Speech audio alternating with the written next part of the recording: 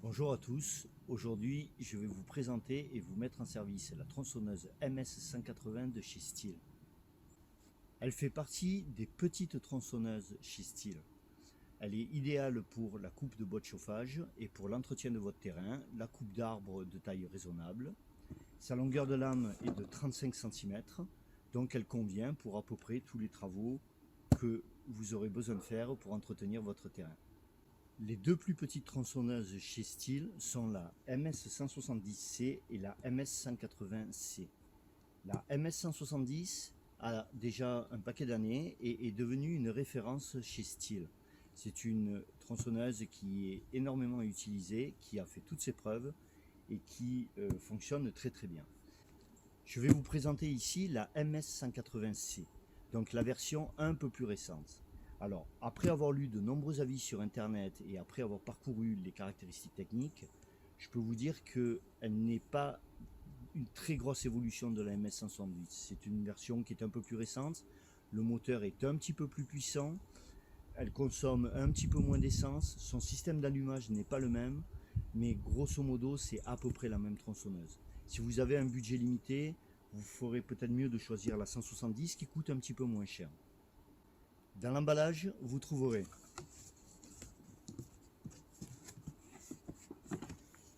le manuel de l'utilisateur que je vous conseille de lire. Moi personnellement, je l'ai lu, ça m'a remémoré quelques petites choses et quelques petits conseils qu'il est toujours bon de connaître.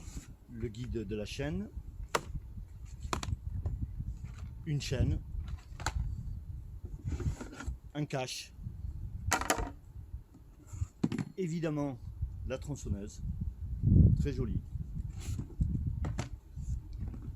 une clé à bougie et un petit tournevis qui vous servira à régler la vis de ralenti. Pour la mettre en service, il va donc falloir monter son guide avec sa chaîne. Première étape, il faut démonter ce petit cache qui se dévisse. Il faut ensuite retirer ce pignon qu'il faut retourner. Derrière, il y a une petite vis qu'il faut complètement retirer.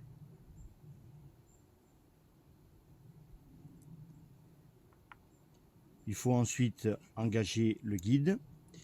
Il y a ici deux petits bitonniaux qui doivent rentrer dans les guides dans les petits trous du guide, voilà. Il suffit ensuite de repositionner la vis et de la bloquer avec le tournevis qui sert à régler le ralenti et aussi à bloquer cette petite vis. Voilà, une fois que c'est en place, on peut voir le mécanisme qui permettra d'allonger ou de réduire le guide, ce qui aura pour effet de tendre ou de détendre la chaîne. La prochaine étape est de placer la chaîne sur son guide. La première chose à faire est de tourner dans le sens des aiguilles d'une montre la roue de tension de chaîne, ce qui a pour effet de rétracter le guide, de le porter donc à sa longueur minimale et donc à sa tension minimale, ce qui va nous aider à positionner la chaîne sur son rouage. Il faut ensuite positionner la chaîne dans le rainurage qui est tout le long du guide, comme ceci. Les gants sont fortement recommandés si vous voulez éviter de vous couper, surtout avec une chaîne neuve. Et si on a un doute, on n'a pas honte de vérifier sur la dock qu'on la met bien dans le bon sens. La roue va tourner, la chaîne va tourner dans ce sens.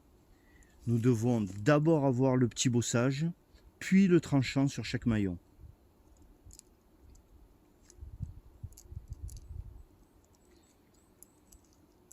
On finit de la mettre en place.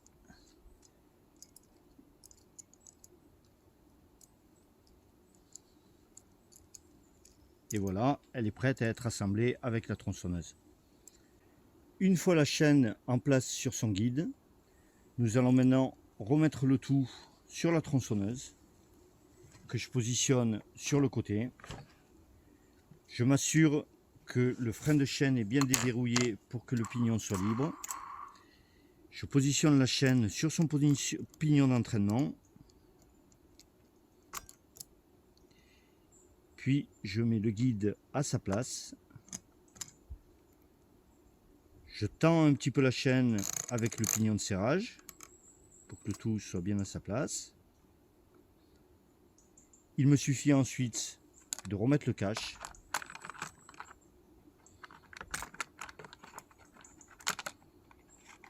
De le serrer.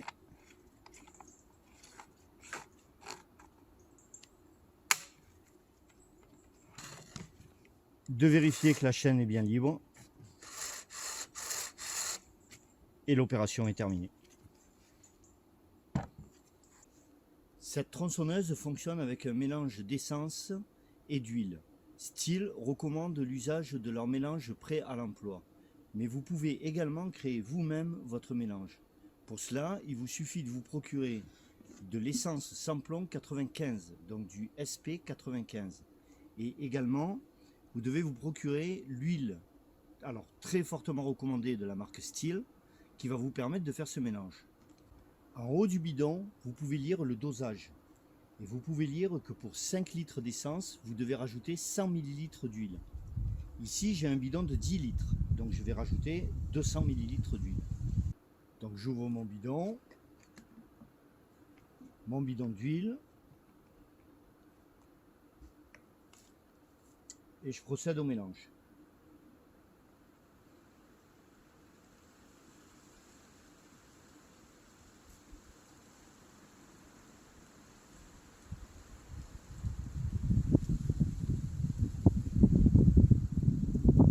Voilà, je viens de rajouter 100 ml, encore une fois la même chose.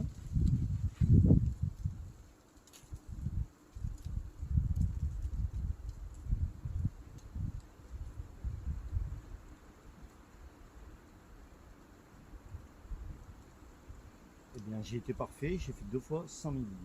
Donc, le mélange est prêt. Il suffit maintenant de le mélanger, de le secouer un petit peu.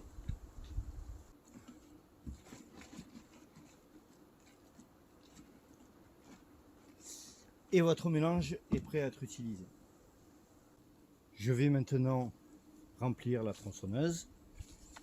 Je la mets sur le côté. 2 réservoirs. Celui-ci est indiqué très clairement essence plus huile. Donc c'est le mélange que je viens de composer.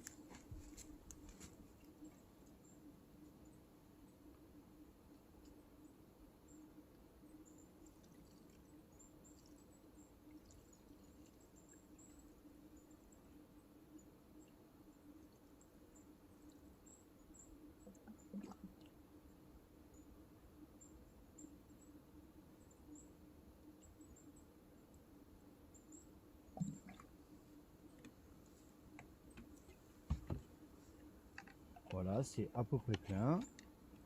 Le deuxième, l'huile de chêne, très important. Et l'huile de chêne doit être systématiquement remis à plein chaque fois que vous refaites un plein d'essence. Pour l'huile de chêne, fortement recommandé d'utiliser l'huile de la marque Stihl.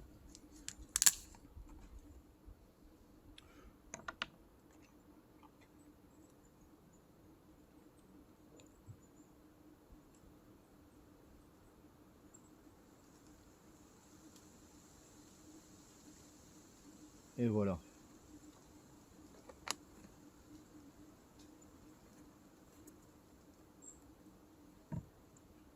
Et la tronçonneuse est prête à être démarrée.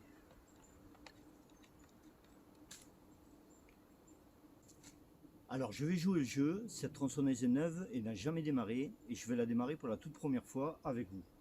Je lui ressors son cache. Je la mets en position starter fermé, c'est-à-dire le plus bas possible. Et j'y accède en actionnant la gâchette ici. Plusieurs techniques pour la démarrer, mais on va faire une technique la plus simple. Je la pose au sol, je la bloque avec mon pied. Et normalement, j'ai pas besoin de tirer très très fort.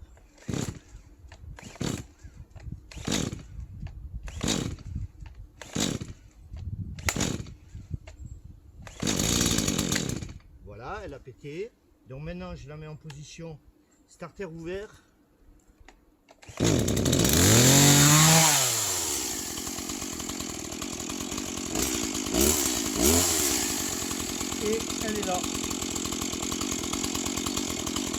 fait, je la positionne en 0, le moteur se coupe. Il ne reste plus qu'à tester la machine sur un tronc de bois. Donc je la redémarre en position starter.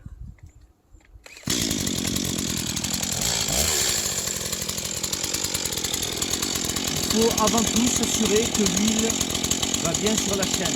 Donc on tourne la chaîne de tronçonnoir.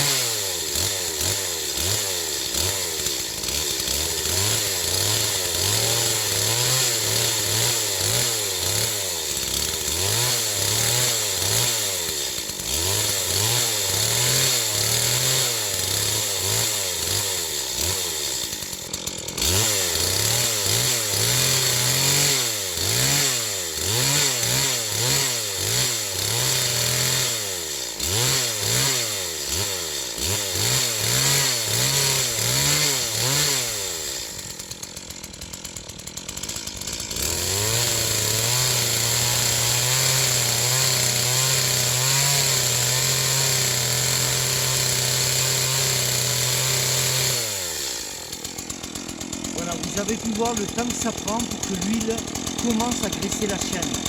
Donc quand je fais ça,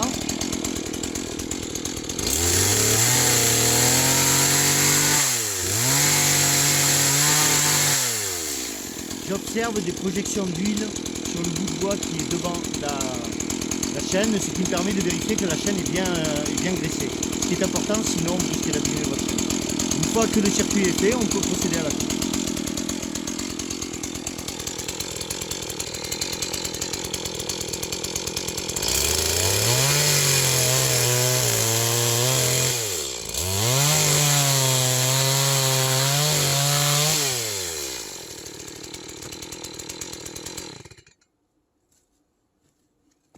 Chaîne neuve, tronçonneuse neuve, ça tranche comme dans du beurre. Ça fait des années que j'ai plus tronçonné. Les conseils qu'on donne aux débutants, c'est de ne pas prendre des positions de sauvage, ne jamais forcer, laisser la tronçonneuse faire son travail, descendre dans son sillage, commencer sur une chèvre comme ici, et puis petit à petit, au fur et à mesure que vous prenez confiance, accordez-vous de couper du bois dans des positions plus rock'n'roll. Voilà, c'est terminé.